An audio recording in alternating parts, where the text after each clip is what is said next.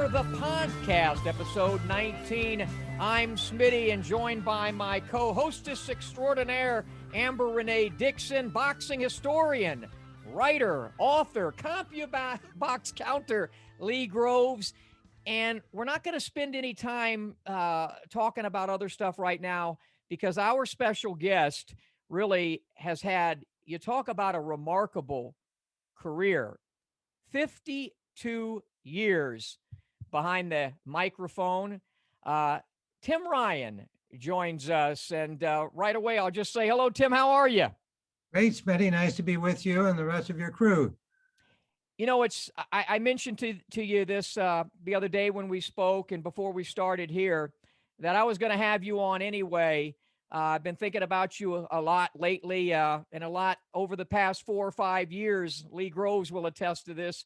As host of the International Boxing Hall of Fame, I'm always saying each year, where's Tim Ryan at? He should be here in this International Boxing Hall of Fame. I'll save that for a little bit later, but it's also apropos that you're on because this week on Showtime premieres The Kings, which is, of course, about the four kings, Hagler, Hearn, Leonard, and Duran, and you were such an integral part of calling so many of their fights during their illustrious careers. So it's perfect to have you on, and we'll get into that as well. But I want to go back to the embryonic stages of Tim Ryan as a young man growing up in Canada. And I don't think you had a choice but to get into sports, given your father, Joe, and what he was involved in. Tell us a little bit about growing up and how you got into broadcasting, sports broadcasting in particular. Well, yes, my dad, you mentioned Joe Ryan, was at the time I was a youngster, and for almost all of his working life involved with the Canadian Football League. In fact, he was the guy who started the Winnipeg Blue Bombers in those days back in like it would have been around 1930. Not that he had the money to buy a franchise or whatever, or not that the players even got paid very much in those days, but he rallied around some of the wealthier people in Winnipeg, Manitoba, where I was born, and he was born nearby. And at the time, he was a sports writer and working at the Manitoba Wheat Pool, but he was an avid sports fan, and he got that group together and started the Winnipeg Blue Bombers and managed them to 2 Grey Cups. And he went on from there to Montreal and had a Grey Cup with the Montreal Alouettes. Then he was in business in Toronto, in the financial business. Wall Street of Canada is called Bay Street in Toronto. And I grew up in Toronto after the brief stops as a very young person in Winnipeg and Ottawa and Montreal. So I called Toronto my home, and I started after I went to college off at Notre Dame. My dad was a big Notre Dame football fan, and that's why he influenced me to try to get into Notre Dame. And I was lucky enough to be accepted. And I was a journalism major there, wanting to be a news reporter at the Toronto Star. And I had worked there summers. And I got a job as a copy boy and then as an overnight writer, pardon me. And so I had a job waiting for me when I graduated. But I got on the student station at Notre Dame, doing sports commentary and scores and so on. Got to call Notre Dame basketball and baseball. And so when I graduated with this job waiting and I was about to get married, I thought, well, I should take a shot at this television opportunity that a new station just going on the air in Toronto. I got the job and was there until the NHL expanded for the first time in 1967. And I was interviewing the new owners. And I was giving myself a chance to maybe go and become a PR guy and an announcer at one of the new teams. And I got the job with the California Seals, long lamented or unlamented by some people. So that took me back into the US where I had gone to college. I ultimately became an American citizen, so I'm a dual citizen now. But that started my broadcast career at CFTO TV in Toronto. And then once I was in the US, after the Seals didn't make it in Oakland, I got a job in New York at WPIX TV. Ultimately, somebody watched me doing New York Ranger games on another station in New York, and NBC hired me away from the local stations. And that was the start of my network career. Now, back then, when you were going through all of that, you did radio as well, right? I did a little bit of radio in Toronto, but not a whole lot. I got that start in TV in Toronto. I did Toronto Maple Leafs baseball on radio a couple of seasons. They were in the International League of AAA then, long before Blue Jays time. And then the boxing part of it came out of the blue, where Mutual Radio started a boxing series. And a guy that I had met in New York got me into that and onto that. And that was the first boxing that I did, was for Mutual Radio. And it lasted, I guess, a couple of years. I must have done, I would think, probably no more than a couple of dozen fights. But one of them included the Ali Frazier in the Garden. I was hired through this same man. Ali Frazier won, I'll just point Ali out to you. Frazier won, yes. And I was still a young guy in my early 30s. And I was doing that Mutual Radio series, which had nothing to do with this, as it turned out. But I got a call from the man who had put me together with Mutual, saying the Armed Forces Network is now getting the Ali Frazier fight, which had been literally not on their schedule because the promoters, Jack Kent Cook, and what was the name of the other guy? Perencio. I think it was Jerry Perencio. Jerry Perencio. They were doing this first huge pay-per-view, and they had arenas with screens and so on all around the world. And they didn't offer what was always a tradition to the Armed Forces Radio Network, to listen to a heavyweight championship bout. That had always been given free to the Armed Forces radios, or a servicemen around the world could hear the big fight. So it was a page one story in the New York Times that this was happening, that they weren't going to get the fight. They were embarrassed into saying, well, okay, we'll let them have it. Now, meanwhile, I've been hired by the New Zealand Radio Broadcasting Network to do the radio call to New Zealand. Well, it turned out that I was the only English language radio broadcaster, along with foreign broadcasters from all the European countries and Asian countries, but I was the only English speaking one. The only English speaking ones in the building, but apart from me, were Don Dunphy doing the pay-per-view before it was called that, closed circuit then, and an English broadcaster, I think it was Reggie Gutteridge, I guess at that point, who had was calling the television back to to Great Britain. So there was no radio broadcast going out in the English language. Well, they found me. And I got the call again from this same pal of mine, Jack Price, long gone now, wonderful guy, who said, told me all of what I just said to you. Would you be okay giving your New Zealand feed to the Armed Forces Radio Network? There's no money. I said, are you kidding me? Of course. What a thrill and an honor for me to have my voice go to the Armed Forces Network around the world with the Ali Frazier hugest fight of its era. And of course, I said yes. And General called me the next morning and said, thank you very much. We haven't got any money to pay you. And I said, there's all I don't worry about that. Can you get me a tape? Will you send me a tape? And he said, oh, absolutely. And within a couple of days after the fight, I got a 1/4-inch reel. I still have it right here in my here. And that's the story of the first big fight that I called. I had done a couple of Floyd Patterson fights on Mutual, but the stature of Ali Frazier one was clearly the really big deal. And it's not that suddenly I went from there into the boxing television career that I had after that, because this was 1971.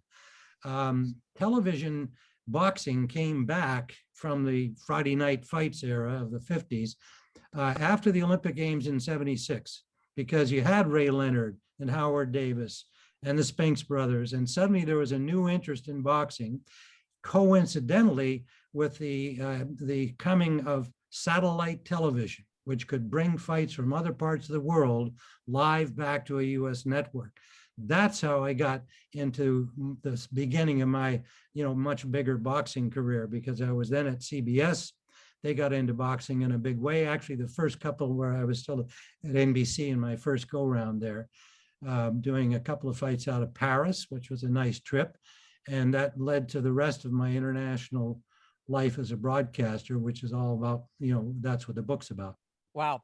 Yeah, we'll talk about the book on someone else's nickel in a little bit. There's a picture right there of Ali and I, which goes back to about, I would say that was anywhere about a month or so before that fight you're just talking about. Ali Frazier won March 8th, 1971. Great. Tim, do you believe, like I do, and you've over 52 years, you have called NHL, NFL, tennis, 10 Olympics, alpine skiing, equestrian. You've done it all, boxing, of course, but I still think that that's the biggest sporting event of all times, given the magnitude of the fight itself, the fighters themselves, but the fact that we didn't have all of this social media, television, and what have you, and the world completely stood still for 15 rounds that night.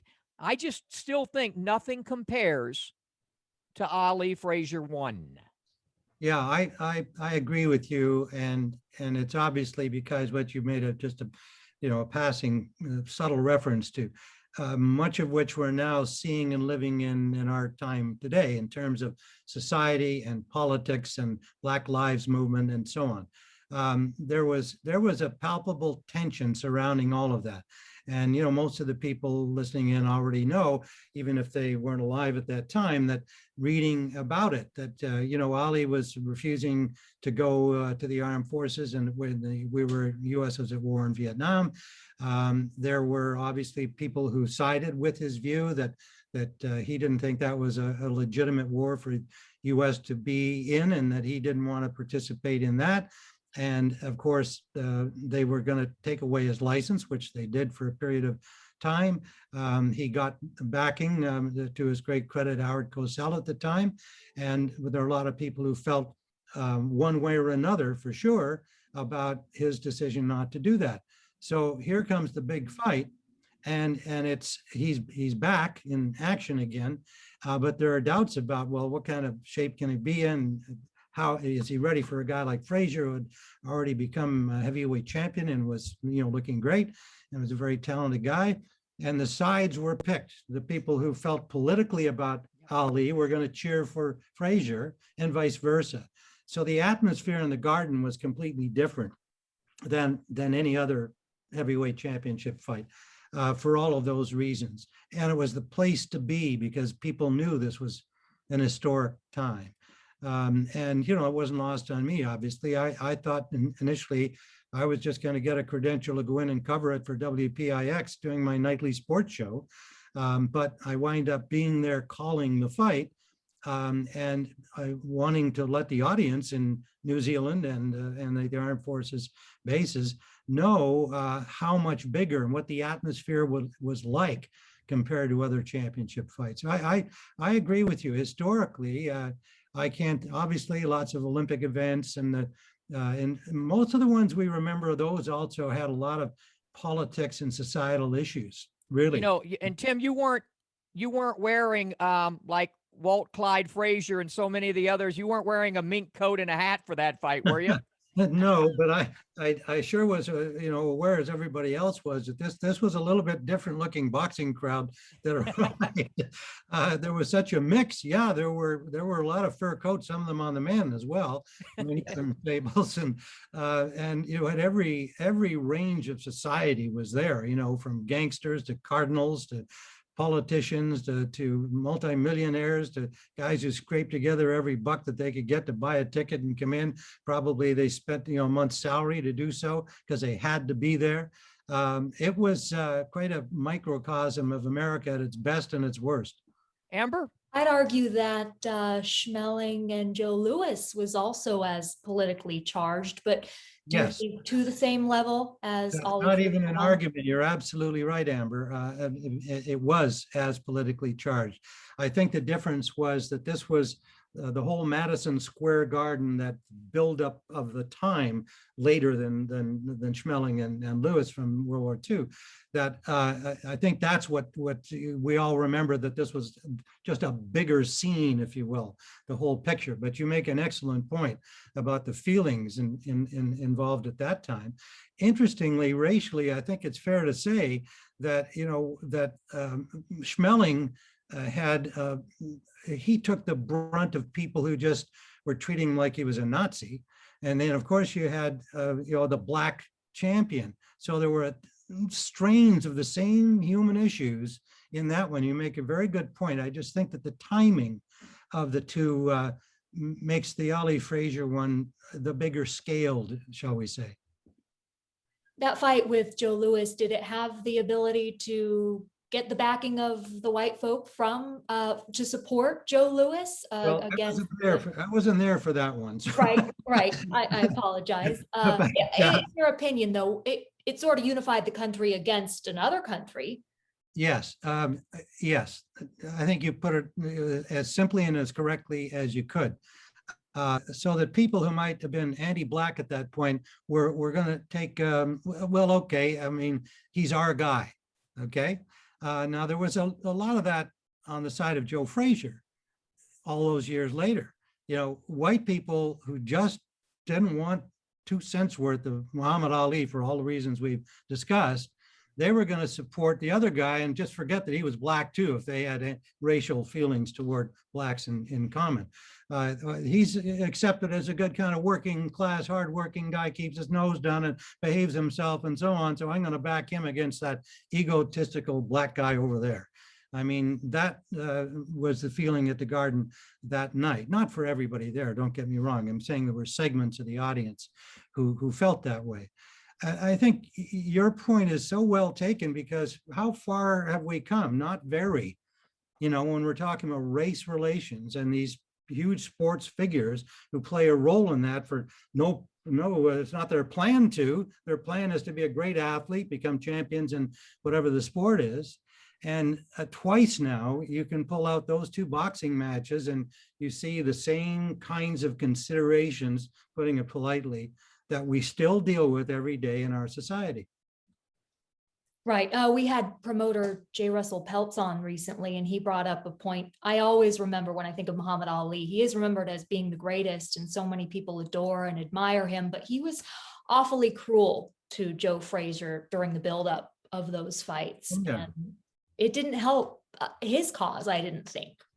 No, but you know, he had this odd thing about how he'd act like he really didn't care what people thought of him, but in fact, he really did. And he was kind of amused by the whole business of it.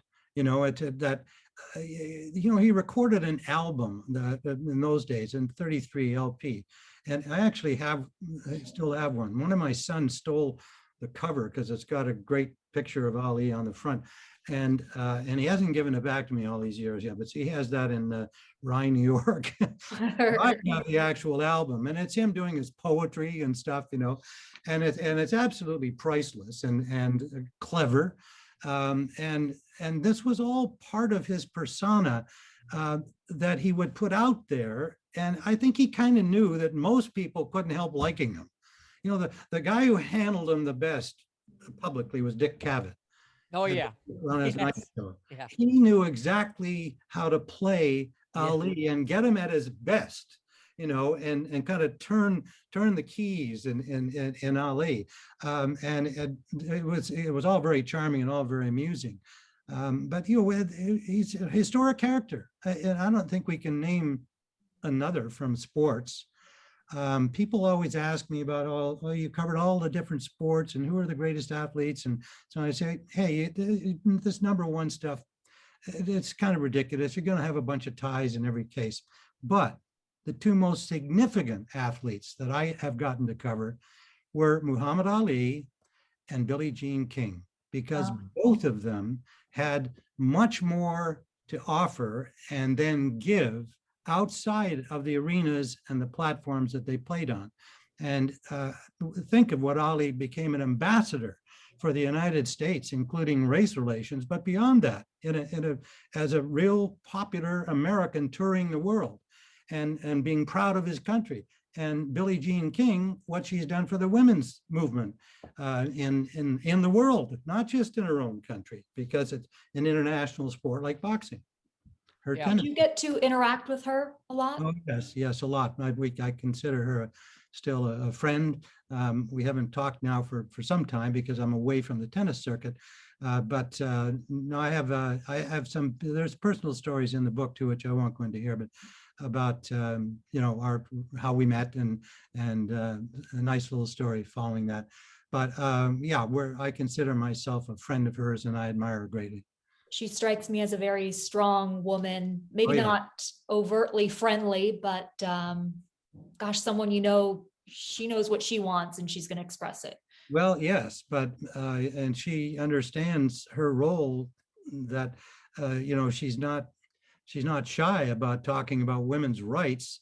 And she was the one who got them equal prize money. I mean, not all by herself, but she led the drive for the WTA tour to say, why don't we get the same prize money at a big Grand Slam event? And yeah, she's tough as nails, but she's funny and smart and personable, and she loves all people, and all people love her. It's amazing that you mentioned those two, with Muhammad Ali doing so much outside the ring and for his people, and in many cases all people, especially his people. And then the Muslim community, and then somebody like Billie Jean King, who did it, and they did it. Both of them did it when it was really unpopular to do and say and be who they are. Tim, I was so lucky to be sneaking out of not sneaking. My sixth grade teacher, Mr. Wilson, would let me go to the Fifth Street Gym, and I spent almost every day watching Ali train for that fight. My relationship would continue with him almost until he passed away. And then at the same time I'm with Ali at the Fifth Street Gym, then I get home and I'd run down the street, and I was a ball boy for the 1972 Dolphins. And a little bit about football, so you probably know the significance of the 1972 Miami Dolphins. Oh yeah, I think those guys, didn't they almost lose a game? But just like your Bears that you covered in '85, thank God we were there to beat them, or they would have done the same damn thing. Yeah, they were more fun too. The Bears were, because they had Ditka. Because why? Because they had Mike Ditka as the coach. Yeah. Such a great character. And the fridge.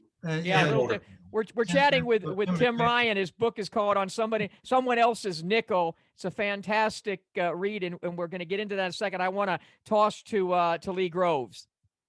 I began watching boxing in 1974, and of course, I watched all those broadcasts that you did with Gil Clancy on the weekend, Saturday, Sunday, sometime in prime time. And you were universally regarded as one of the best play-by-play men, not only in boxing, but in all the other sports that you covered. To you, what are the elements that make for a successful play-by-play guy and a blow-by-blow guy in boxing? And how are you able to incorporate all those elements into your own game? Well, the simplest way to put it, and the way I started out and tried to stay with, was that don't talk too much. And I'm a good gabber, I'm doing it right here. But when you're calling an event, it's about the athletes on the field in whatever the sport is, or in the ski race or boxing ring or what have you. And the play-by-play man's job is to simply inform the audience as to what's happening, who the players are, describing the play as best you can, and then letting the expert sitting next to you be the one, leave them enough time, give them leads in and out if necessary, to provide the answers from the expert side. A lot of play-by-play guys aren't quite willing to give up much of that airtime to the guy or woman sitting next to them. And the ones who do are doing a better job in my regard. And not all of the athletes that are sitting next to you, obviously they don't come from your world of broadcasting. So you need to, make sure that you're a team, and to give them the time and then help them to make the best of their commentary as they can. And that means building a relationship with them and helping them and giving them tips on how to be a broadcaster, because they're all new at it when they start. And that was a philosophy I kept through all of the sports that I covered, 30 some different sports. Somebody did the counting on that. It's kind of outrageous. I had no idea myself. I didn't know there were 30 some odd sports. A lot of these were kind of one-offs. Like, I actually did a skateboard competition before that guy who became famous, Tony Hawk. Hawk. Yeah, this is well before he was probably in diapers when I did one, and it was only one. Let's speed skating, an outdoor speed skating event in Tromsø, Norway. That's north of the North Pole. I was there for 24 hours, and then the show never made air. But those things when you have to kind of, okay, this is kind of exciting. I know nothing about this. I'm going to learn in a hurry. So do your homework, do your background, help your expert be a good expert. Those are the simple terms I'd use. Absolutely. And the expert that was at your side most of the time was Gil Clancy. And he was already a very accomplished trainer and manager. But then he came into the broadcast booth, became, I guess, the John Madden of boxing. He was the best analyst at what he did. And I think a great deal of credit goes to you for helping setting him up. What was it like working with Gil Clancy? How was he at the beginning, and how did he evolve into the broadcaster that he became? Well, I guess a lot of it was just what I described, that he appreciated and was accepting of how I could say, okay, you're the expert here. They want to hear you. And I'm going to take you there, or you take yourself there in a thoughtful way at the appropriate times. We became very close friends. We did a lot of fights, more than 300 championship fights over a long 20. We were together longer than Madden and Summerall were, 22 years. So we became very good friends. When we started, I thought, well, I know who this man is, and we've chatted a little bit at other fights, but I don't really know him or his family. And he's 16 years older than I am. I wonder how this is going to go. Am I going to be able to relate to him, and so on, and vice versa? Well, I shouldn't have had to worry about that at all, because he was a kid at heart and he never really changed all the way to 88 when we lost him. We became very good, close personal friends. I think part of it was our Irish heritage that we shared, because we could kind of each have our jokes about that, where we came from and our family lives and heritage and so on. And thanks to a really great boxer, Barry McGuigan, we got to go to Ireland together, and that was a very meaningful time for us. We were over there 2 or 3 times to cover Barry. So he is, in my mind, the best ever. I think a lot of people feel the same way. And when asked why, which maybe Amber's just going to ask me, is that he was able to see what was going on with both fighters at the same time. Most of the ex-boxers who try to become commentators, since Gil particularly, and it's natural, they're looking at the guy that kind of reminds them of themselves naturally. So they pick up on his particular skills, and they kind of tend to focus that way. So when there's an exchange, they're seeing the guy that's most like him. I think that's entirely natural instinct. But Gil, having been a trainer and also having the savvy of what the audience needed to know about the progress of those 3-minute rounds, was to be able to see both fighters at the same time and give you a quick and cogent comment on what just happened and what now needs to happen to change the course or to continue the course. Great example or illustration of that.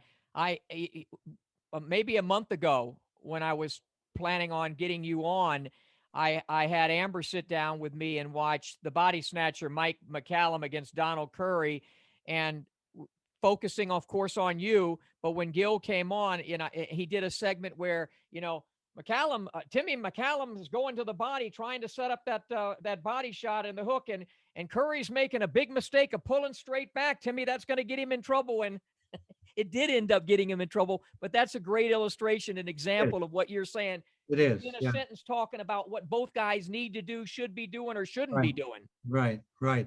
And, you know, and I just think that any of the serious guys who want to have it as their career now, it would be really worthwhile watching a lot of Gil's tape, because it's handled a lot differently. Everything changes in our business, and that's okay. And I'm sure all those guys are trying their best, but nobody's been able to reach his standard. And I would certainly recommend that they dig up some of those old recordings and forget that play-by-play guy that Gil's with. Just listen to Gil. Am? Well, I guess I'll get a little bit serious and talk about one of the fights that you called that ended in someone dying. That was Duk Koo Kim against Ray Boom Boom Mancini. And I'm wondering what impact that fight had on you. You called it, and then when did you find out that Duk Koo Kim had passed away from his injuries, and then the impact on you? Yeah, well, that was just horrible. I've been there for 2 fatalities. It wound up in fatalities over all those fights. In that case, as soon as the fight was over, Duk Koo Kim was taken to the nearest hospital in Las Vegas. We naturally started, we meaning the CBS group, production group, started asking questions in terms of what's his condition now, what does it look like, etc. Pretty quickly, before that evening was over of the fight, it was that it's unlikely that he's going to survive. That was told to us. And I'm sure other media, but I don't recall that, so I don't want to say that for sure. But we were immediately, the CBS folks said, Tim, you're going to need to stay here in Las Vegas and do a report into the news programming tomorrow. And it turned out that was a Saturday fight. I was there still Monday. And on Sunday, I did a stand-up from the hospital, to, in the lobby or somewhere, just identifying where I was and why I was there. And, the report being that he was still in a coma, and as much as you can say in those circumstances without saying he's not going to make it, but it was clear that he wasn't going to make it. Then I had to do yet another one when he actually passed. So that was all very painful to do. It was something that you don't expect, but is always possible. As I said, I had to deal with that twice over all of those fights, but it's not about percentages. It's more about the larger issue of, do we start considering whether the sport in its form, should continue when fatalities happen at all, whether there's one or I can't add them up. I have no idea how many in the history of boxing, professional boxing or amateur boxing, but obviously there have been a bunch. So I don't want to open that to question now, but personally that was a very painful experience, and I felt badly, not just for the Kim family, who did come over, within an hour within a day of the fight, they were on flights to come over. I also felt really badly for Ray Mancini. And I know that over time following, I haven't seen him in a number of years now, but he was really devastated by that, as any boxer who's been in that similar situation, and there have been others. How could you not feel some guilt? And Ray, I know, has really dealt with that. That's been tough for him. What was the other fight in which there was a Johnny Owen? Johnny Owen, a young lightweight from Wales, and now I'm forgetting who it was. Lupe Pintor. Thank you, Lupe Pintor. Yep, Thanks. Pintor. Yeah, Pintor, and that one I had even more of a feeling when he hit the canvas that he wasn't going to get up. Duk Koo Kim was, they took him off in the stretcher and so on, but it was still not quite as obvious as that one was. And to the great credit of Pintor, whether it was a year or two later, but he went to a flew to Wales, I'm sure at the invitation of the Owen family, when they were constructing a statue or something, an honoring Owen in his hometown in Wales. And Pintor went there for that. And I thought that was pretty great stuff because it was a number of years afterwards. He wanted to be there. He accepted the invitation. And I thought that was pretty classy. And one would wonder, one would assume that like Ray, he's had to live with that. The fact that, this young man who wanted all the same things he did, become a boxing champion, wound up dying as a result of Lupe Pintor. So it's tough. It's not, these things happen in all sports. It's not just boxing. And I think that's got to be, made a point of. To this day, I can say too, I spent time with both Pintor and Mancini and Canastota at the Hall of Fame when they both were inducted not so many years ago, different classes, I believe. Lee would know for exact, but to this day, it's still something that they've, had to come to grips with. And as I've aged, covering the sport almost from the time I'm with Ali as a little boy to fighting professional for 3 years myself to all the stuff I do, it's more, as you age, it gets more difficult for me. And going to the Hall of Fame and seeing the condition that these fighters end up, nobody loves the sport any more than I do, but it's difficult. Did you ever have that kind of a conversation with Gil? Well, yes. Emil Griffith and help me Benny here. Kid Paret. Yeah, Benny Kid Paret. Emil Griffith was almost like a son to Gil Clancy. He took care of him in many ways. And that was so painful, obviously for Emil, but also for Gil. And so we would talk about the whole notion, not frequently, but there were enough times for it to come up to be talking about, okay. I can remember feeling some animosity is the right word, whatever, when Howard Cosell at a boxing awards dinner at some point that we were both at, said that he was no longer going to call boxing because he didn't believe in it anymore. And he did a whole kind of a diatribe on the sport and the people in it. And I felt that was unfair, not that he should not be able to hold those feelings, but he was kind of blaming the people in the sport, and the sport made him. I think that's what ticked me off the most. Instead of really acknowledging that without the then Cassius Clay, who became Muhammad Ali, and in my view, I'm not so sure there would have been a Howard Cosell. And so I didn't like the way he handled that. But on the other hand, as time went on and the things we've talked about just now, I have to kind of reconsider.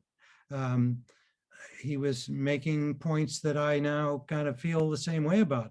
I wouldn't be naming people to blame, but just that the sport lends itself to these fatalities kind of happening, and there's not much you can do short of stopping it, offering every other safety possibility, which I think boxing authorities and athletes themselves have tried to do. It's still a high risk sport in that respect. Car racing, you can have the same discussion. The drivers decide to take the risks. Fortunately, it doesn't happen every week, but there's lots of stories about people have been killed in auto racing circumstances. So it's not the only one. Ski racing, which I'm very familiar with, those guys are willing to take the risks, and that's usually how the thing plays out. They say, well, we don't need you people to take our sport away. We accept the risks. So leave us alone to let us do it. Well, that's a sound enough argument. If you're a parent and you try to keep your kid from going there, then that's one thing. But maybe your kid at the end of the day says, sorry, Dad, sorry, Mom, this is what I want to do for my life. And you're going to say, don't do it? Probably Right. not. Right. We were talking over the weekend, you and I, Smitty, when we watched the Linares and Haney fight, that the emphasis on fighter safety is so pronounced now that it seems the refs are giving, instead of standing 8 counts, it's become more like Yeah, 15 don't seconds. even get into that with me. I know that's where I vacillate. That the sobriety test that some of the referees are doing now. I understand that it's a different topic, but the premise is to give the fighter as much time as to check him out to see if he can recover. But what the referees and what are taking away from one of the greatest attributes great fighters like Hagler, Hearns, Leonard, and Duran have were recuperative powers, the ability to come back after getting hurt. So this sobriety test of a fighter gets up off the ground, off the canvas, sorry, and you ask him, go left, go right, go forward, go, say your name backward. I mean, to me, it's completely, and I'll tell that referee when he's on with us that I like him as a person. But if you know anything about, the brain, or when you get knocked down and you get up, you're automatically dizzy. You are going to be dizzy for a few seconds. Tim's probably called hundreds of fights where a guy gets up, wobbles for a second, and then holds on or gets on his bicycle or simply can't continue and gets stopped. I just don't like it at the moment it's being done now, because it makes no sense to me. And for the fighter who's hurt the guy, it also takes away from him who's hurt a guy, and you give a guy 50 seconds to recover. If you're going to do that, just if a guy gets knocked down, just stop the fight. So she started it, Tim. I wasn't going to go on one of my diatribes, but that is one of them. I understand the precaution, but you just said it. You can't make boxing safe. It doesn't make any sense. You can do the best you can do, and that mainly is the fighters coming in there in splendid condition and being matched evenly in terms of skill and weight. But what can you do? The sport lends to, to that type of those type of injuries, and sometimes, unfortunately, I've been at ringside for 6 fights where fighters have succumbed. So it's just part and parcel of the sport. But after that fight, wasn't it changed from 15 rounds to 12 rounds? Because that had happened in the 14th round? Mancini Kim, yes, you're right. It was. Yeah.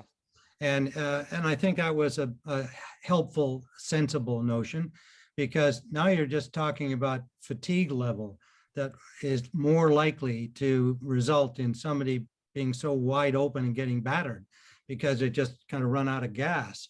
So I certainly, at the time when they went to 12 rounds, I thought that was a very smart thing to do. And I don't think it hurt the sport in any way. For a while, it was like, oh, I really like the championship fight, I had to go 15.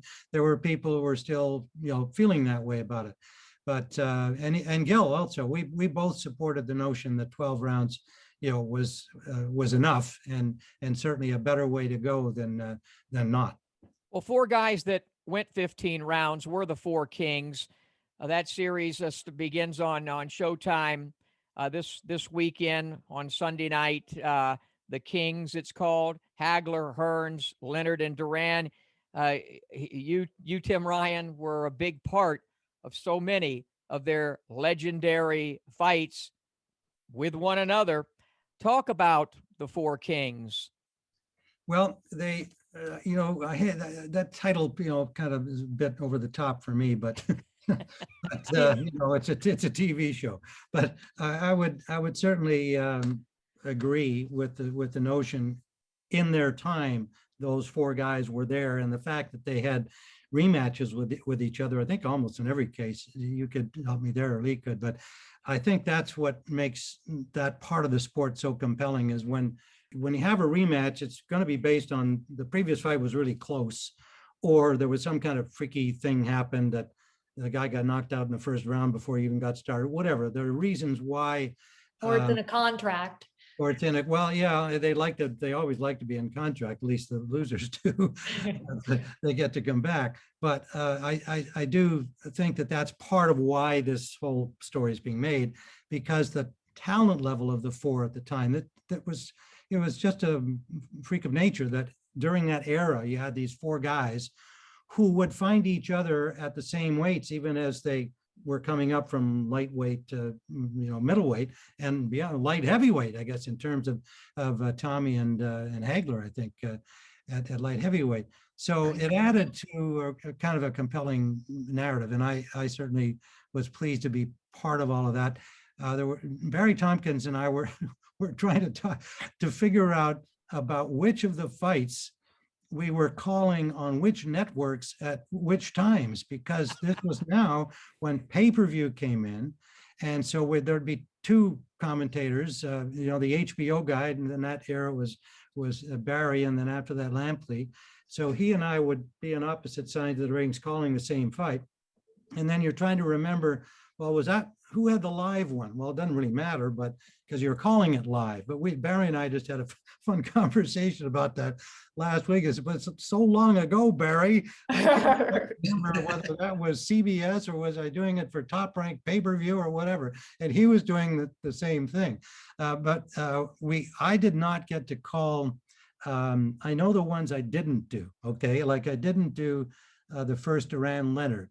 But interestingly, to me only, I guess, Gil Clancy and I flew up to Montreal. I probably said, hey, let's take me home here. I grew up a few years in Montreal, and I'll teach you a little French, Gil, and take you to the best places. So we went up to Montreal to watch the fight, knowing that at some point sooner or later, we were going to have either one or the other of these boxers on CBS. So I was a spectator at that one, didn't do it at all.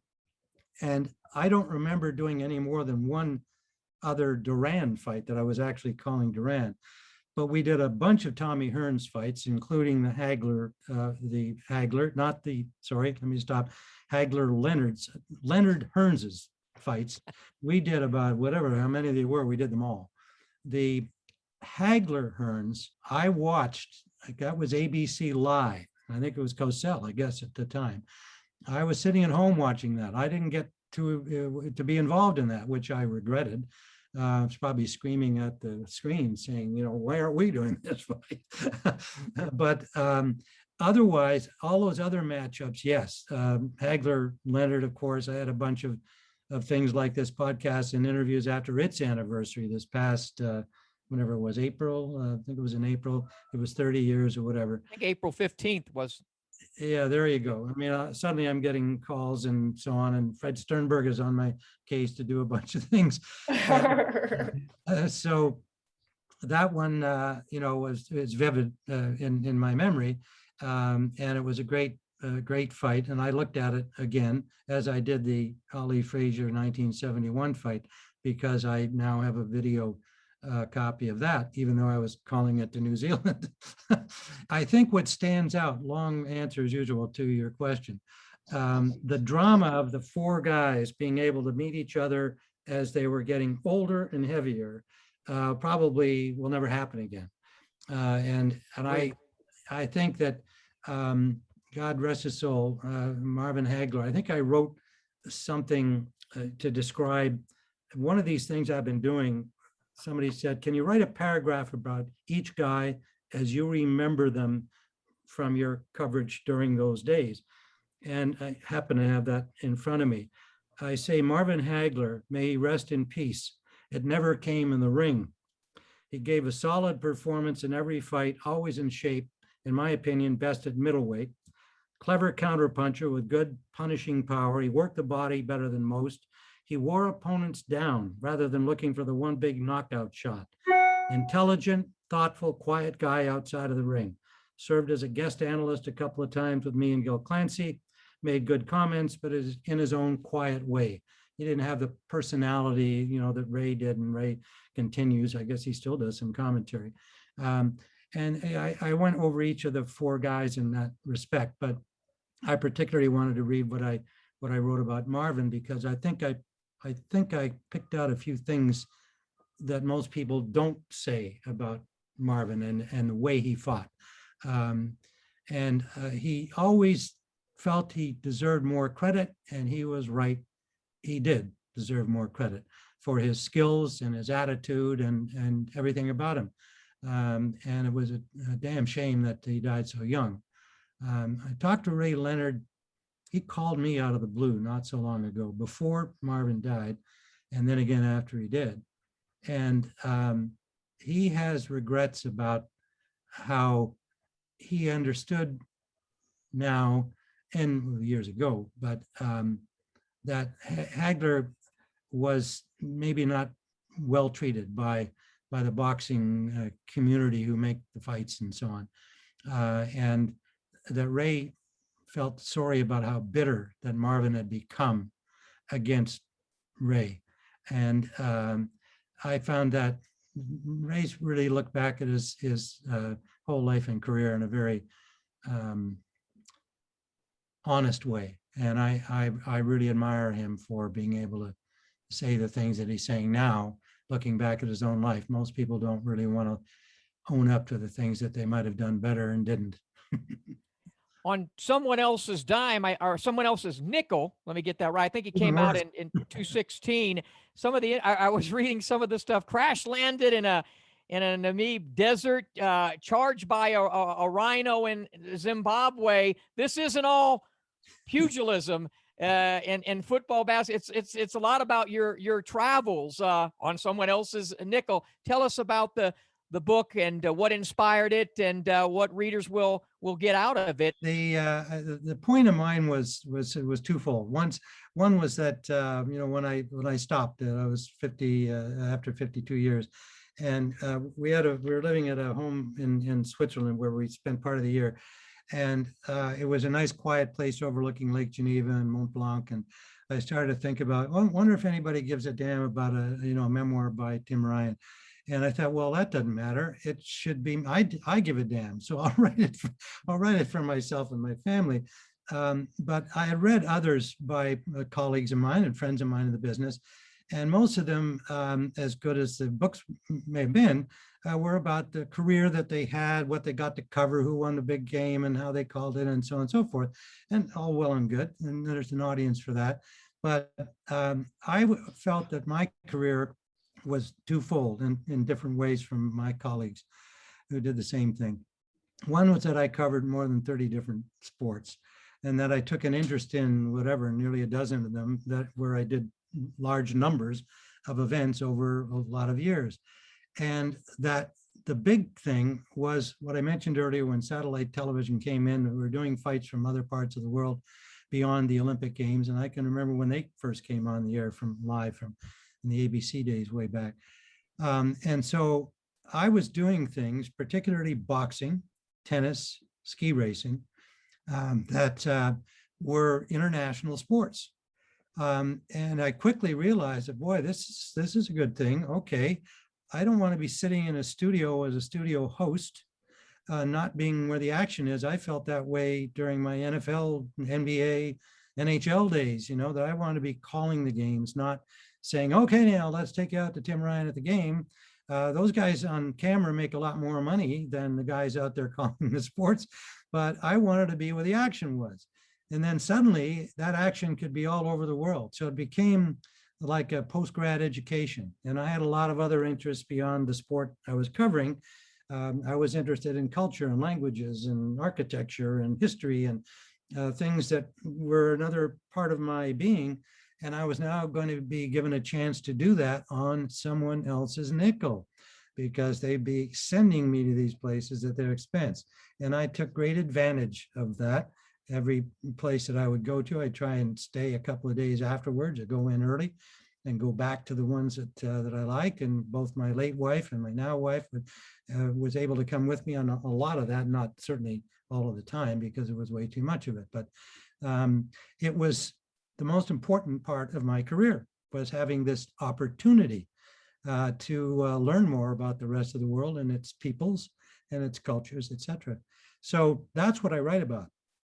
I obviously have the painful portion of the book that deals with my first wife dying of Alzheimer's at a very young age. She was what's called an early onset victim.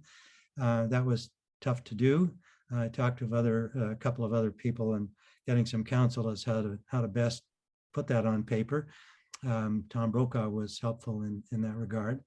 And so the book is also in its more amusing portions, what this gave me was a chance to meet a lot of people that you wouldn't normally meet.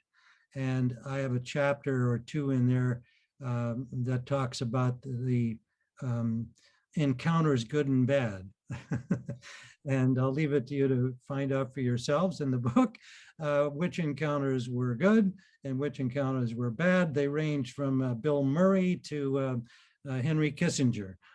So Ah, there's a broad The good, the bad, and the ugly. yeah, you got it. You got it. So, so I had fun with those chapters, and I wanted the book to be entertaining, and I hope it's accepted that way. And I do believe that my course in my career is different than most of my fellow commentators in the business. Before I wrap up, I'll let Amber and Lee ask one more quick question each, and then I'm going to wrap it up and let you go. As much as I know you love being with us here. I know I could go on forever. I but, know, me too. Me too. How, Go ahead, Amber. how much time do you still lend to the cause of Alzheimer's research and awareness? Well, I was on the national board for, like all of those, well, like at least their case, in many cases, there's a tenure period, and I think it was 8 years at the time. So I'm no longer directly involved with the Alzheimer's Association, but I did do a lot of work with a lot of wonderful people, and I've kept in touch with 2 or 3 of the doctors and that I met during that time. Because I've bounced around in my places of residence, I do try to kind of connect in the where I've landed because they all now have local offices.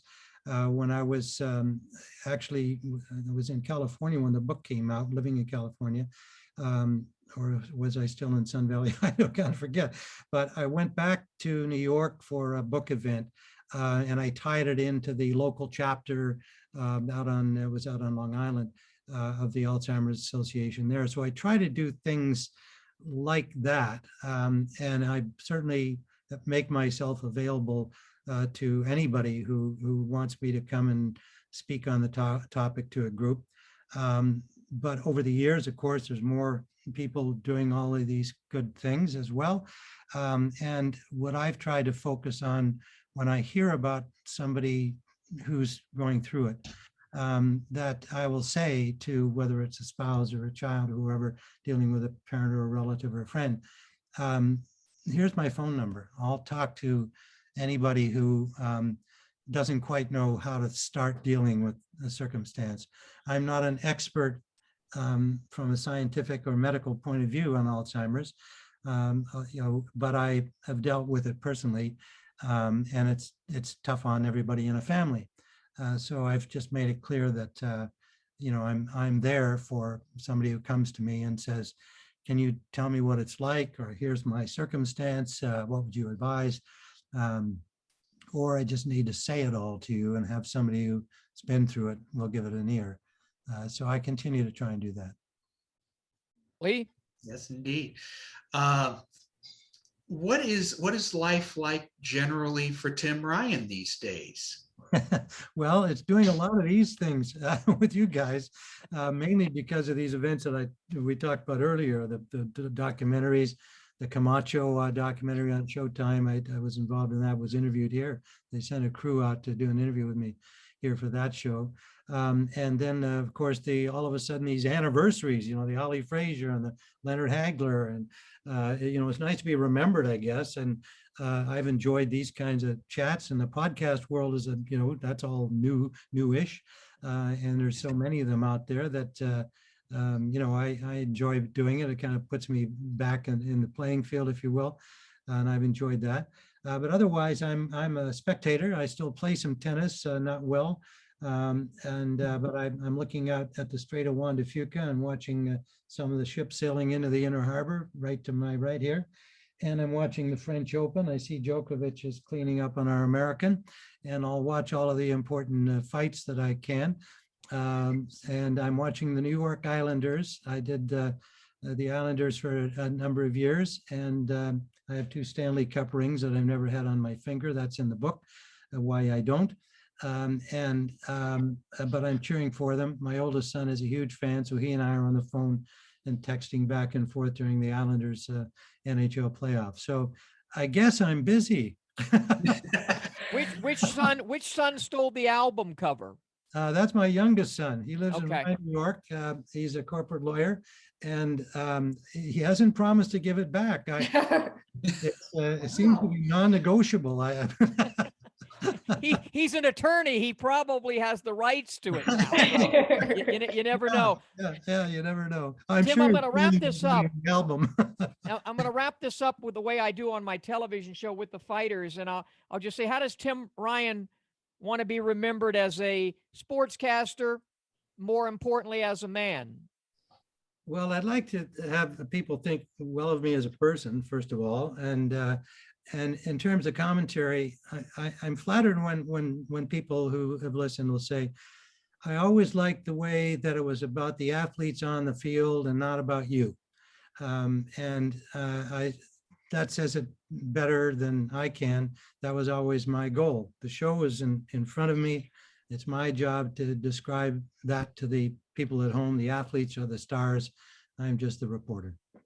The book is on someone else's nickel, and I know it's on Amazon. Are there other ways to obtain the book? Yeah, I think Barnes & Noble still has it as well, and it can be ordered directly from the publisher, I believe, still at Radius Publishing.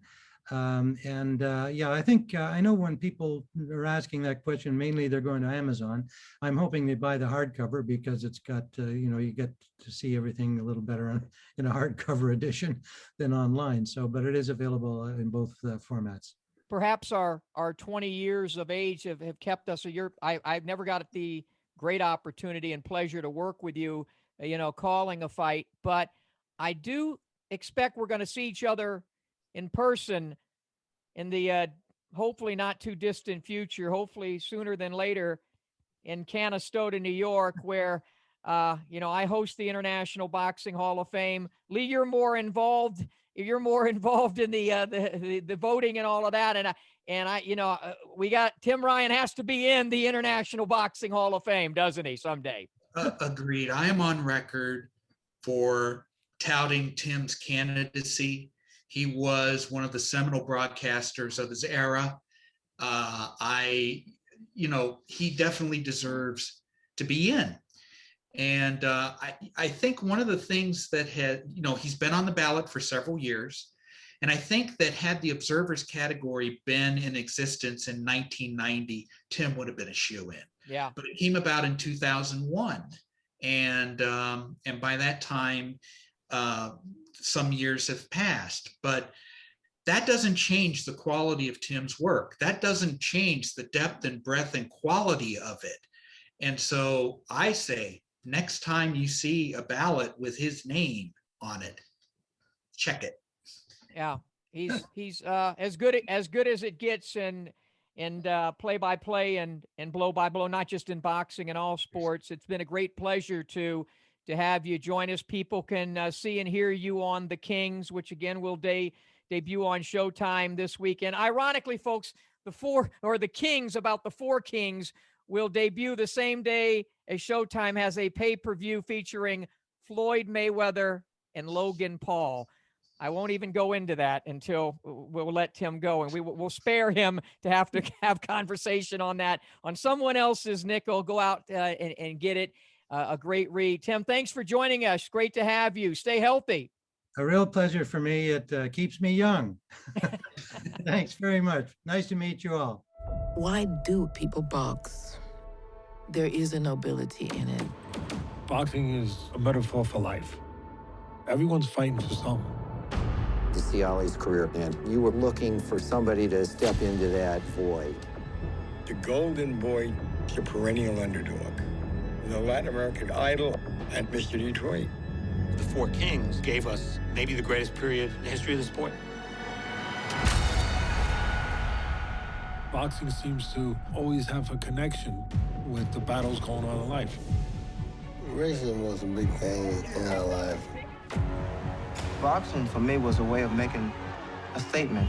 Sports provides heroes for us. Lord knows politics doesn't.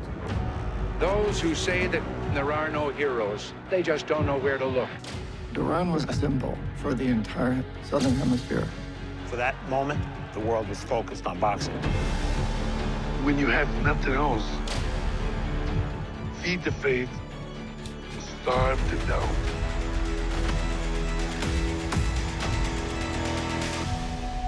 I had to fight for my respect. You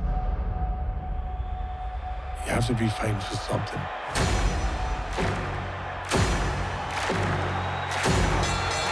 You have to be burning to become something that society told you you couldn't be. This one will go all the way. No matter where you've come from, your race, your creed, if you're determined enough, if you're trained enough, if you care enough, you can become champion. In this corner of the podcast, episode 19, let's recap a little bit of the pugilistic action over the weekend. In fact, we'll talk about our last few guests on the program. Devin Haney, unanimous decision win over Jorge Linares, but not without a little bit of trouble for Haney in the late stages, Lee. Yeah, you know, a couple of weeks ago, you asked me how Haney would be perceived if he won a wide 12-round decision. And I said back then, it depended on how he fought those 12 rounds. And in the first 10, I thought he was brilliant. Linares thought that Haney would run. He did not run. In fact, 68.2% of the fight was spent at close range, according to CompuTrack. That's a much higher percentage than he did against Gamboa and he did in other fights. There was no booing from the crowd until round 11 after he got hurt. Every time he landed a flush power shot, you heard the crowd ooh and ah. So I think through the first 10 rounds, he did as well as he possibly could against the most dangerous, the most experienced, the most well-rounded opponent of his career. But then came the end of round 10 when he got nailed with that shot. And then in the 11th and 12th, where he reached out in a bear hug and just clutched and ran out the clock. And that seemed to be the narrative in the post-fight reaction. They didn't remember the first 10 rounds when he was comprehensively outboxing him. Human nature being what it is, negativity reigns. And 11 and 12, that's all they're talking about. I had the fight, I believe, 117 to 110. I think we all three had the fight scored the same, didn't we? I had 18-10. Okay. And Amber, I know you had it pretty lopsided as well, as I it should did. have been. Right.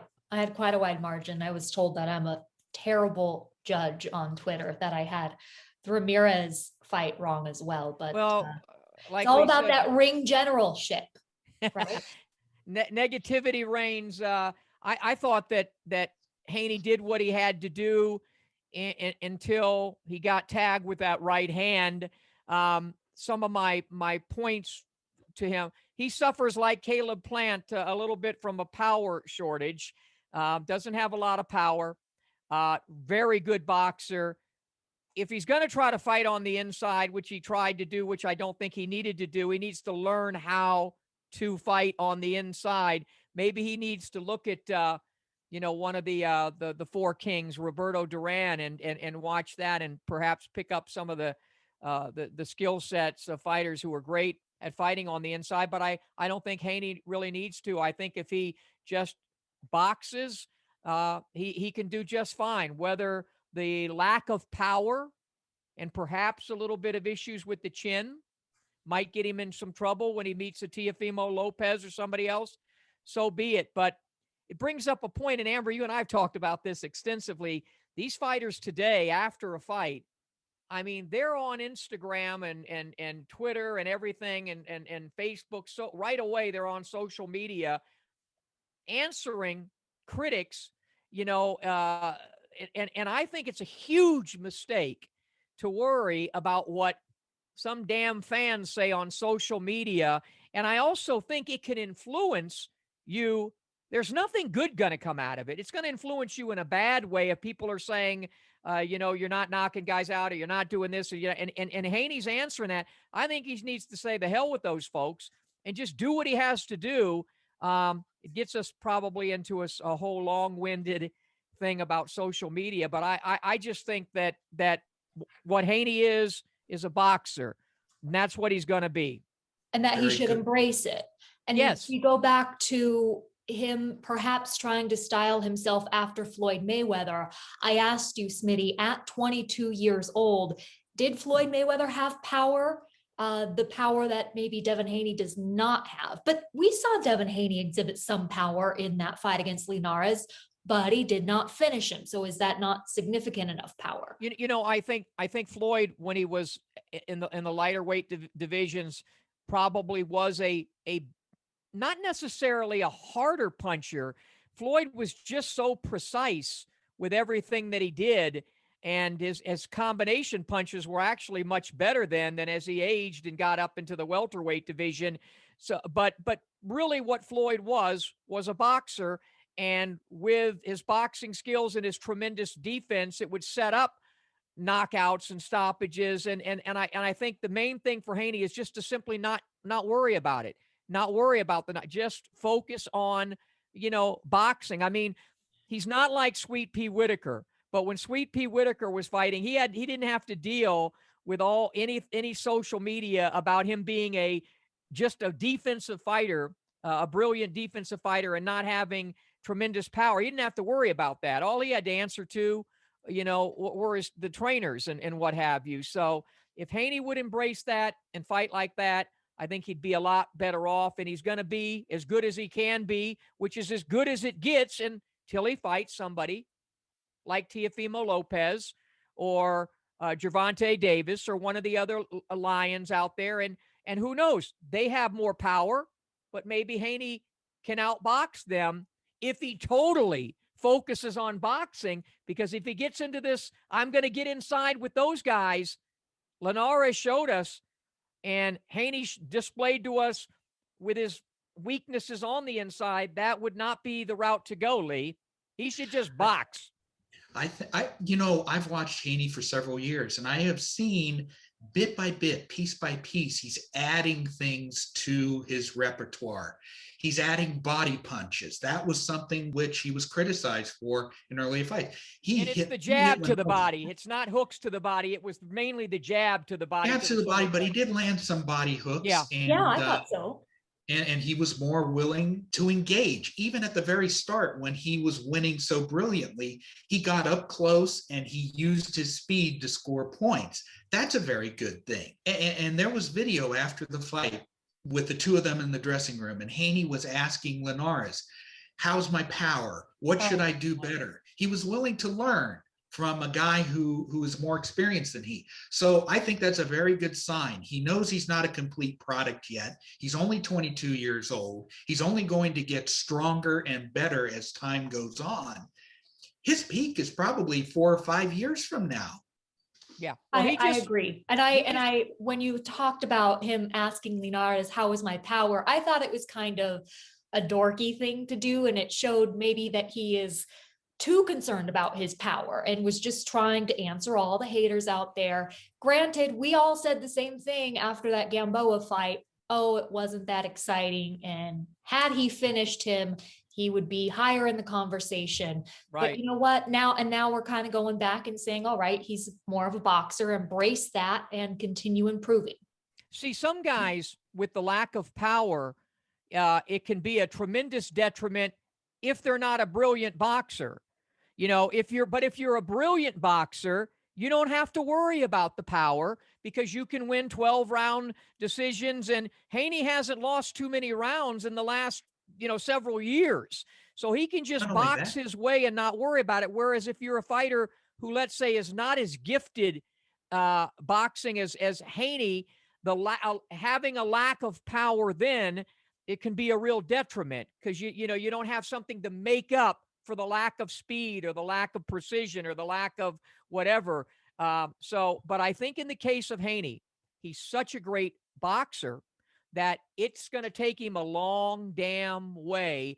And by the way, you're never going to, if you don't have power, you ain't never going to have it. You can improve on it a little bit, but you're born a puncher. So Devin, great job. Just focus on the boxing. Yeah. Be focused like Charlie Burley is on his bone right there.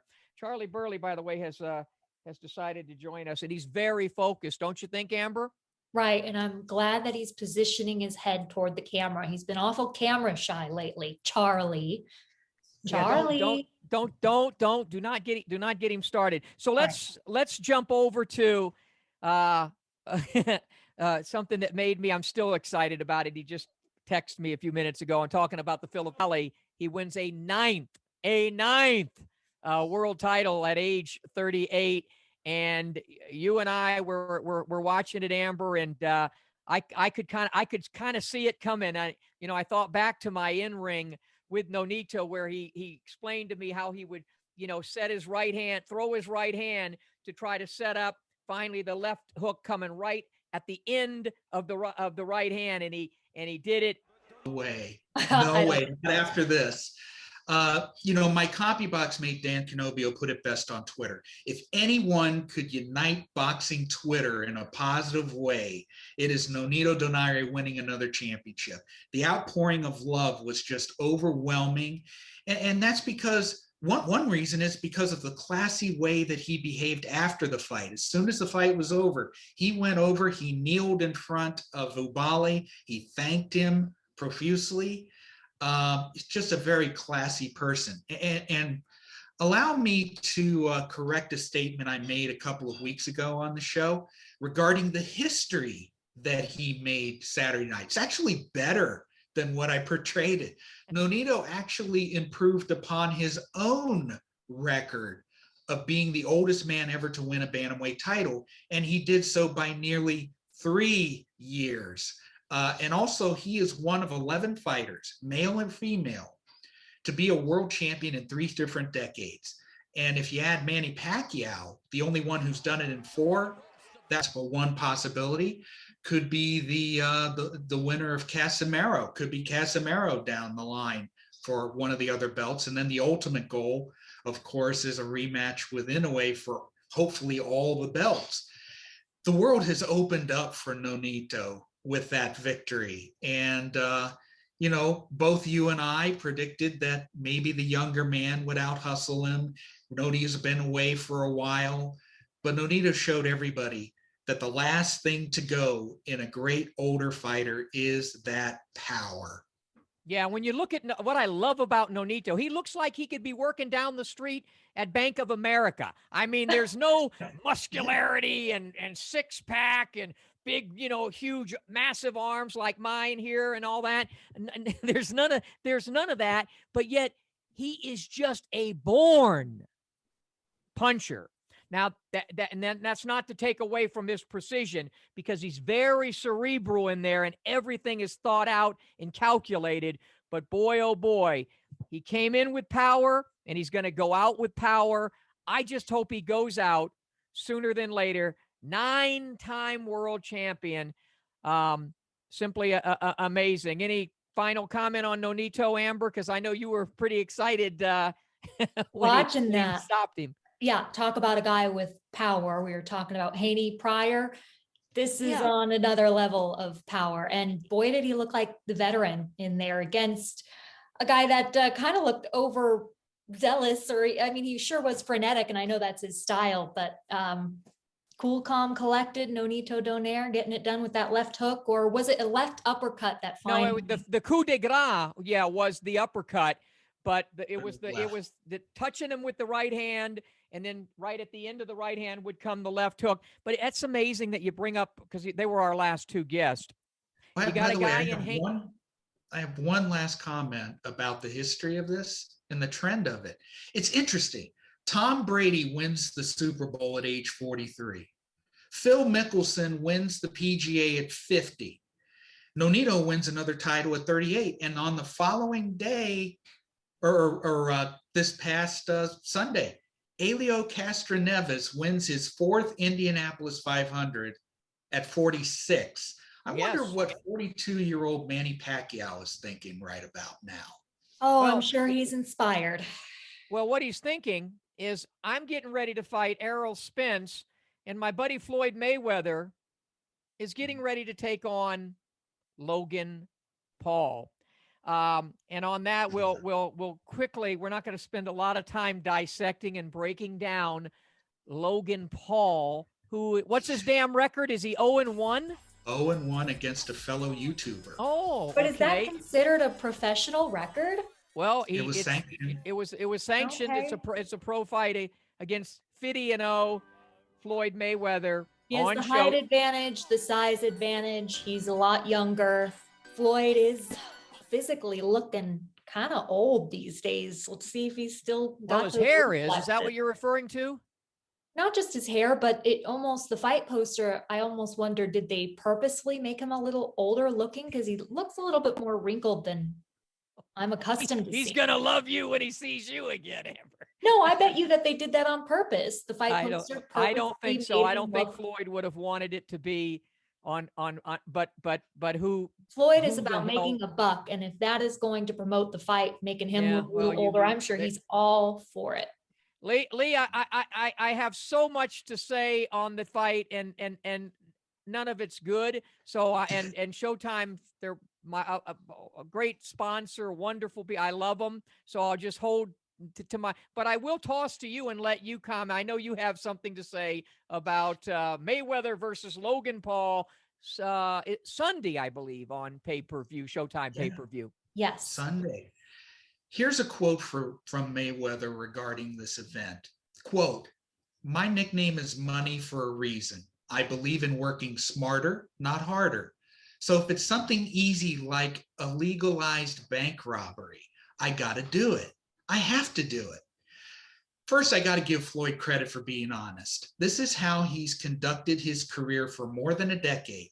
And that's why he will not be compared favorably to Manny Pacquiao by historians. Because Manny, at the same time this fight has been agreed to, agrees to take on the biggest, baddest welterweight in the world in Errol Spence Jr. at age 42 and 2 years away from the game. Pacquiao takes risks. Floyd makes money. And second, this is no way to persuade anybody to buy your pay-per-view. Legalized bank robbery? Come on, man. Glorifying crime. Yeah, really. And you know, people have asked me, what do I think about all these exhibition fights? And I find it very sad that our sport feels the need to offer such events, because those in power think that the real thing isn't good enough to sell to the younger generation. The NFL doesn't feel a need to do this because they have 24/7, 365 coverage on big platforms. The NBA doesn't feel a need to do it because they have the same thing. Major League Baseball they felt self-conscious about it, about the speed of the game being slow. So they passed new rules to make it quicker and more interesting. Boxing, I feel, voluntarily left the big stage of free over-the-air television to go to cable and pay-per-view. And in the process, an entire generation of potential boxing fans have been lost. And now the sport is trying to catch up. I'm convinced that we have enough compelling life stories among our current fighters to sell just about any competitive fight out there to the general public, especially in this reality TV show era in which storytelling and connecting with the audience is so important. The past 2 weeks, ABC has run a retrospective of Mike Tyson's life story in prime time. This is a guy who first became heavyweight champion almost 35 years ago. And in the lead up to Taylor versus Ramirez, ESPN repeatedly ran a 2-part special about the fighters' lives and what they're doing. That's the kind of storytelling that we should have. But why have it just on ESPN? Why not have it on ABC too, where you can have it before a wider audience? The fight did about 1.6 million at its peak, and the network is very happy with that number. But I think it could have done even better if the effort had been made to sell this fight to the mass public on channels that the mass public sees. As far as the event, Mayweather versus Paul itself, there's a market for it. And I think we'll find out how big a market that is when the numbers come out. And if it's successful, a fight between Mayweather and Jake Paul will probably be made. What are they we'll have charging another for this? case. What's Showtime charging for this? I don't know what they're charging for it, but Because none of us are going to be paying to watch it. You better enjoy the main event, because the undercard, which I don't even know what it was, is even gone. You know, the Badu Jack fight with Jim Pascal is off because Pascal tested positive for 74 different strands of PEDs. So that fight's off. What is the undercard? Well, if No, you you don't allow have me to. to, No, we don't care. Yeah, well, I think Trust me. Chad Johnson has an exhibition. They did find a substitute opponent for Badu Jack. It's a guy who's 15-0, 13 knockouts, but most of them were done against guys making their professional debut and sub 500 guys. It's the best that they could scrape up on fight week. You know, that is the nightmare of being a matchmaker, right? You know, you got to find something that justifies his appearance on a pay-per-view card. And, you know, like I said, if this venture is successful, and I think it will be in a financial sense, we could have Mayweather against Jake Paul. And then once again, we'll have another case of what Mayweather so truthfully calls legalized bank robbery. And speaking of Jake, Paul, Amber, Who's smarter, Manny Pacquiao or Floyd Mayweather? Who looks smarter? Smarter is Mayweather. I mean, as far as body preservation and making money, he is Money Mayweather. No, I don't. You know what? I'm not even going to dignify it, though, by calling it smarter. It just is what the hell it is. Unless by some freak chance, Logan Paul does somehow hurt Mayweather. He is significantly bigger and younger. Yeah, and you know, he can't fight a lick. But, it's pros versus Joes. That's what this is. Yeah, but talking about Jake Paul, the brother of Logan Paul, he is reportedly set to fight Tyron Woodley of the UFC, former UFC welterweight champion. That's 170 pounds that he was fighting at in the UFC. This fight is going to be at 190 pounds, again, for the benefit of Jake Paul. And it's, the same thing. Jake Paul's going to have that size advantage. Tyron Woodley in his day, he is an aging former UFC star, was great at But Amber, isn't he much better at striking than Ben Askren, who you are better at striking than? Different level, but also aging and coming off some brutal losses in which his age surely showed. I think he can beat Jake Paul, though, and I hope he does. Yeah, you know, at a time where we do really have so many, you know, excellent fighters out there, I just think boxing, why don't you focus more on making a fight, let's say, with an Errol Spence, not with Manny Pacquiao, but with Bud Crawford, and with all the other wonderful young fighters. We saw Devin Haney fighting. We saw my friend Nonito Donaire, who's an aging fighter. We have so many wonderful fighters all over this country and all over the world that if we just maybe do what UFC does, match them up against each other, we don't need any Logan Pauls, Jake Pauls. We simply don't need it. And you know, and on that, you go back to the social media, though, and I think guys like Jake Paul and Logan Paul make fighters like Devin Haney, real fighters like Devin Haney, think I have to be controversial. I have to be on social media, or else nobody's going to know who I am. Nobody's going to want to watch my fights. You know, let the Jake Pauls and the Logan Pauls and all the others fight other YouTubers, fight other TikTokers, fight other flip-floppers, whatever the hell they want to fight. Let them fight and do it and have it and do the whole thing and get Snoop Dogg on there and do whatever the hell you want to do. But just smoke a blunt on TV. Just don't bring professional prize fighters in the mix. You know, I have no problem with what Roy and Mike did. I don't think any of us did. That was a one-off exhibition, and it was fine, and it was interesting. It was a fight. It was intriguing, and it was fun, and it was still, you know, two guys who were among the best ever, certainly at their times. And Roy's an all-time great, Mike's an all-time great heavyweight. But anyway, on that, we'll because I think we're going to have more shows to be able to talk about it, unfortunately. But what I do want you folks to check out is the Four Kings. Well, I keep calling it the Four Kings. It's simply called the Kings. But it's about the Four Kings. Sugar Ray Leonard, Roberto Duran, Thomas the Hitman Hearns, and the late, great, marvelous Marvin Hagler. I was able to preview all of them. I really enjoyed it. It just made me kind of sad, though, because, Marvin came up the hard way, had like 55 fights before he ever won the title. He walked away from the game after the controversial loss to Sugar Ray Leonard, and certainly was one of the most beloved figures in all of boxing. Gosh, I know at Canastota, he was the most beloved guy there. Seemed like every year after Jake LaMotta and Carmen Basilio passed away.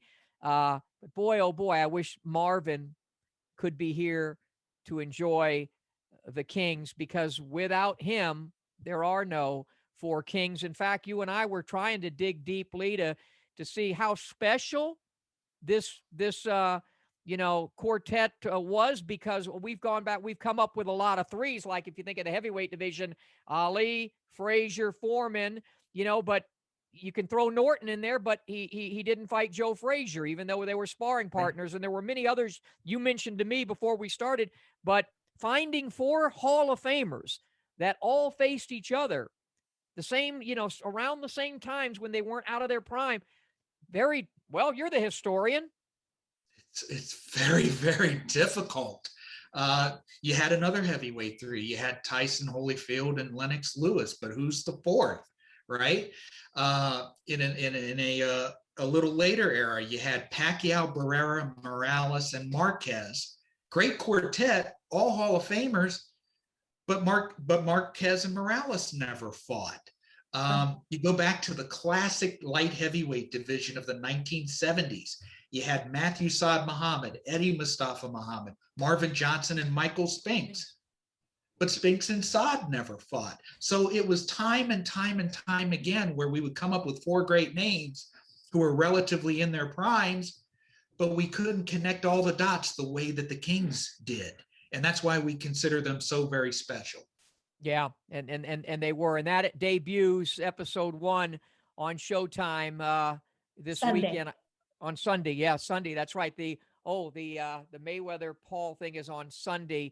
Floyd said he liked the idea of being it on Sunday because Super Bowls are on Sunday. Yeah. Anyway, when Charlie's scratching like this, that's my cue to say we're getting out of here. I want to thank Tim Ryan for joining us. Legendary 52-year career, so much of it behind the mic, also calling the great Sweet Science. Lee Groves, boxing historian. Amber, any final words? You usually have something truculent to say at the end of the broadcast. Hey, how about you do this?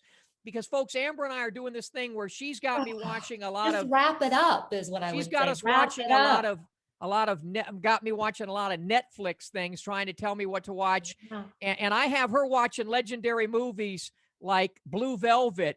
Would you like to do a review on the movie Blue Velvet with Dennis Hopper? Wrap it up. I guess that's a no. For Charlie Burley, Amber Renee Dixon, Lee Groves, I'm Smitty. Episode 19 of In This Corner of the Podcast on Fight TV is a wrap. So long, everybody. I really think you should have talked about Blue Velvet.